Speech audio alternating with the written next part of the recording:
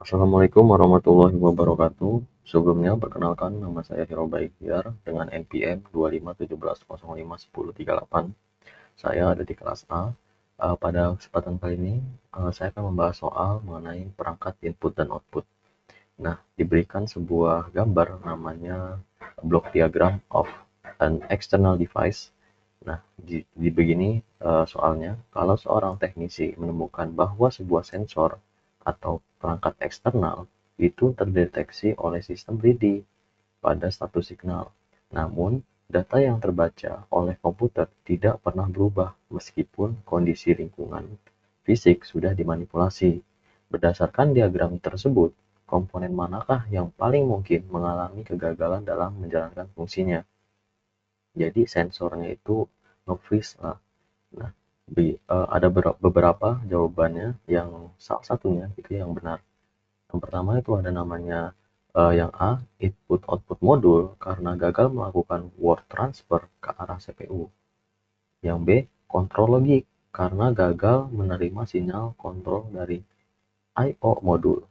Terus ada transducer karena gagal mengonversi perubahan energi dari lingkungan menjadi data digital.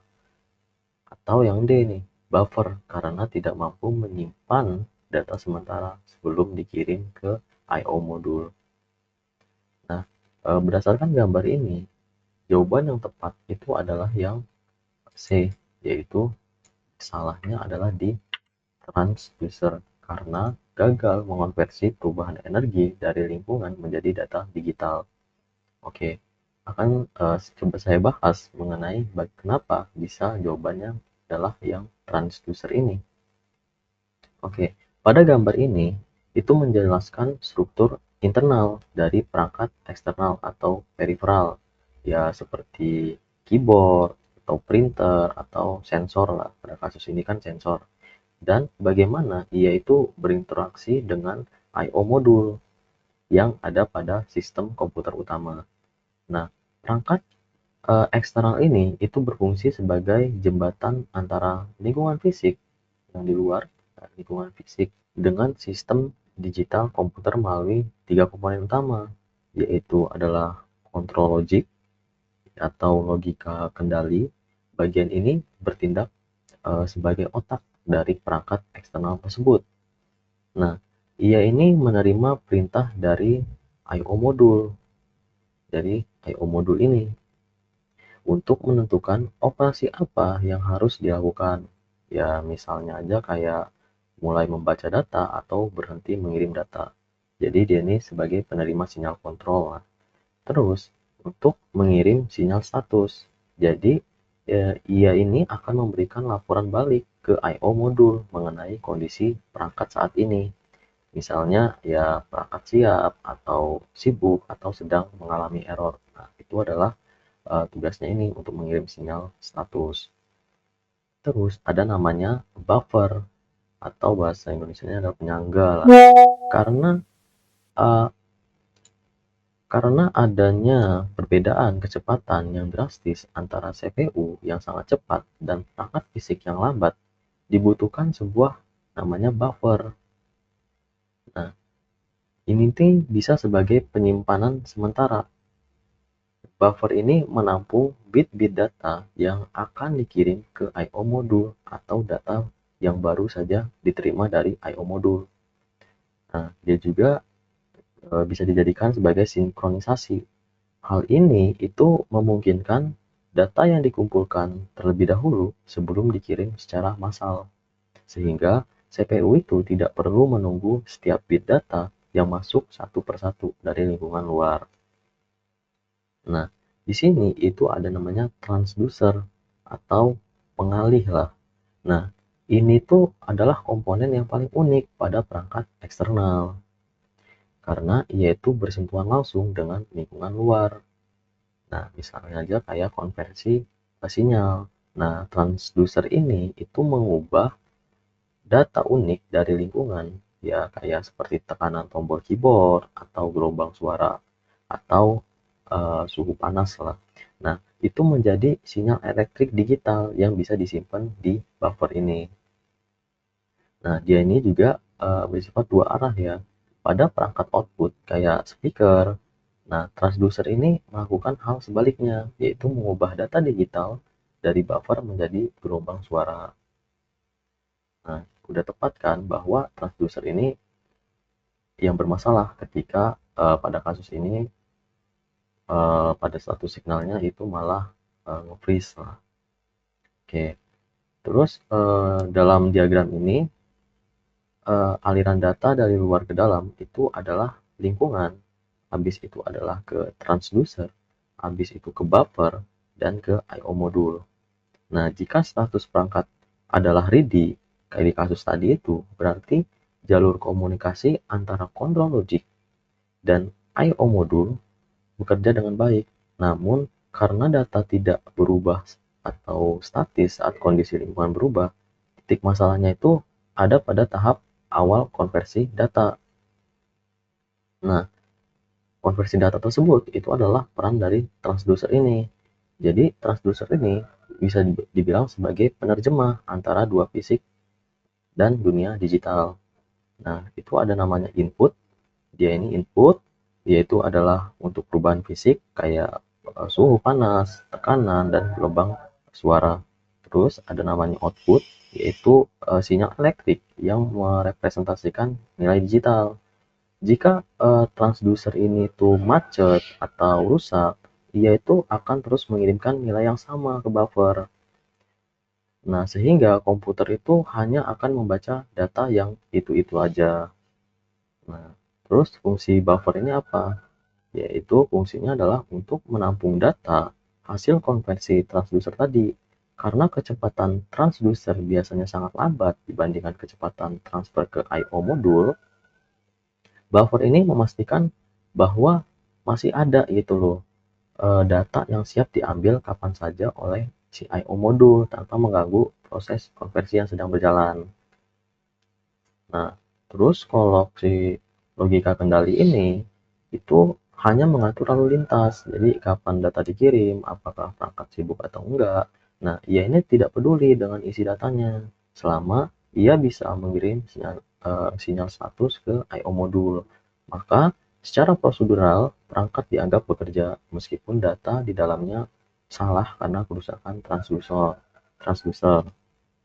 Nah, memang kasus seperti ini tuh sering terjadi pada kerusakan sensor di industri-industri lah. Nah, di mana sistem itu mendeteksi terpasang, namun nilai sensornya tuh nge-frozen atau nge-freeze atau beku lah. Hal ini tuh mengonfirmasikan bahwa masalahnya itu berada di lapisan fisik atau transmisi awal, yaitu namanya transducer. Oke, soal selanjutnya diberikan sebuah figur 701 di mana dalam sebuah sistem komputer, CPU itu ingin memberikan instruksi kepada modul printer untuk memulai mencetak data. Berdasarkan diagram generic model of an I/O module, jalur bus manakah yang digunakan CPU secara spesifik untuk mengirimkan sinyal perintah print dan menerima laporan jika printer kehabisan kertas atau paper out. Nah, diberikan pilihan ganda. A. Data lines, karena semua informasi digital termasuk perintah dikirim melalui jalur ini. B. Address line, karena CPU hanya menentukan alamat register printer terlebih dahulu. Atau C. External device interface, karena jalur ini yang bersentuhan langsung dengan printer secara fisik. D. Control lines, karena jalur ini membawa sinyal kendali atau perintah dari CPU dan sinyal status atau laporan kondisi dari perangkat kembali ke CPU. Nah, untuk menjawab pertanyaan ini, kita harus mengerti dulu nih mengenai apa sih maksud dari gambar ini. Jadi, gambar ini itu menjelaskan peran modul I/O itu sebagai jembatan antara antarmuka komponen internal komputer atau CPU dan memori dengan perangkat luar atau peripheral. Nah, pertama itu kita akan menjelaskan mengenai interaksi dengan sistem bus. Nah, ini adalah ketiga ini adalah sistem bus ya. Jadi modul I/O itu terhubung ke sistem bus yang terdiri dari 3 jalur utama untuk berkomunikasi dengan CPU.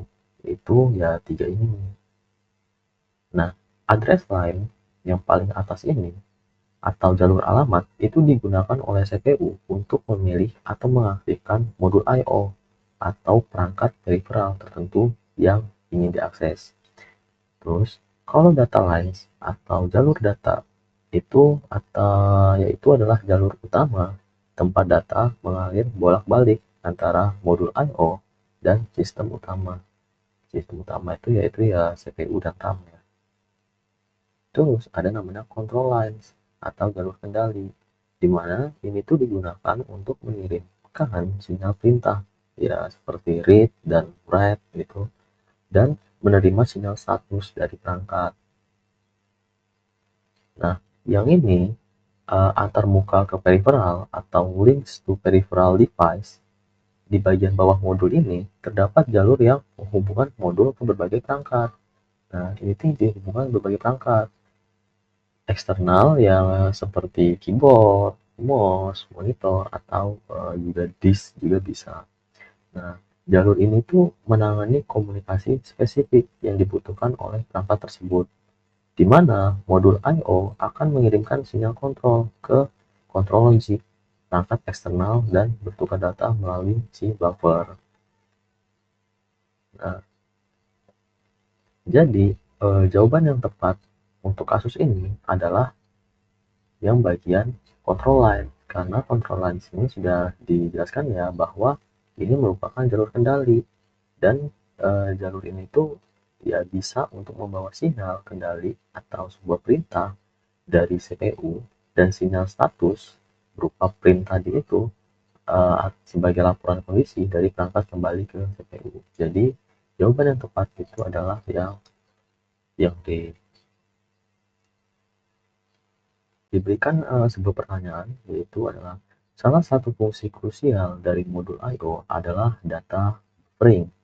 Manakah dari pernyataan berikut yang paling tepat menggambarkan alasan utama mengapa fungsi ini harus ada di dalam arsitektur komputer? A. Untuk meningkatkan resolusi data yang dikirim oleh perangkat input agar terlihat lebih tajam saat diproses oleh CPU. B. Untuk menjembatani perbedaan kecepatan transfer data yang drastis antara CPU yang beroperasi sangat cepat dan dengan perangkat peripheral yang cenderung lambat. C. Untuk mengambil alih seluruh tugas CPU dalam mengolah logika aritmatika sehingga CPU itu bisa fokus pada manajemen daya. D. Untuk mengubah alamat fisik memori menjadi alamat logika agar perangkat luar bisa mengakses RAM secara langsung tanpa izin dari sistem operasi. Untuk menjawab pertanyaan ini, kita harus mengerti dulu nih, sebenarnya fungsi-fungsi dari modul I/O ini apa sih? Nah, yang pertama, fungsinya itu adalah sebagai kontrol dan penjadwalan atau kontrol dan timing lah. Nah, modul I/O ini itu bertugas mengatur lalu lintas data agar tidak terjadi tabrakan di dalam sistem. Nah, dia ini bertindak sebagai pengatur waktu agar CPU yang sangat cepat itu tidak harus menunggu gitu loh perangkat luar yang sangat lambat. Nah, contoh aja nih, soal saat CPU itu ingin mencetak dokumen, modul I/O itu memastikan printer siap sebelum data benar-benar dikirim melalui bus. Nah, selanjutnya itu adalah sebagai komunikasi dengan CPU. Jadi modul I/O itu harus bisa berkomunikasi dengan CPU melalui subfungsi. Nah, baik itu sebagai command decoding, jadi menerima dan menerjemahkan perintah dari CPU kayak read, write, terus data exchange, yaitu tempat pertukaran data antara CPU dan modul melalui jalur data. Juga status reportingnya kayak melaporkan kondisi perangkat ke CPU, misalnya ready, abuse, atau error seperti kertas habis lah kalau di konsep printer tadi. Nah, juga fungsi modul I/O ini sebagai komunikasi dengan perangkat eksternal. Jadi modul I/O juga harus bisa berkomunikasi dengan peripheral menggunakan bahasa atau protokol yang memang itu harus dimengerti oleh perangkat tersebut. Nah, ini mencakup pengiriman instruksi kontrol dan penerimaan data dari sensor atau input lainnya lah. Selanjutnya itu adalah mengenai penyanggaan data atau data buffering. Nah, inilah fungsi yang sangat krusial tadi. Nah, kecepatan transfer data CPU atau memori itu jauh lebih tinggi daripada si peripheral tadi, seperti keyboard atau disk. Nah, fungsi modul I/O itu adalah menampung data di dalam buffer eksternal. Nah, alurnya kayak mana tuh? Jadi, data dari CPU itu dikirim ke modul dengan kecepatan tinggi, kemudian disimpan di buffer, lalu dikirimkan pelan-pelan ke printer sesuai kecepatan printer tersebut lah. Nah, begitu juga sebaliknya. Jadi, jawaban yang tepat mengenai soal ini yaitu adalah jawaban yang B, yaitu untuk menjembatani perbedaan kecepatan transfer data yang drastis antara CPU yang beroperasi sangat cepat dengan alat peripheral yang cenderung lambat. Sekian dari pembahasan dari soal ini. Sebelumnya saya mohon maaf jika ada kesalahan kata atau ucapan. Saya akhiri. Wassalamualaikum warahmatullahi wabarakatuh.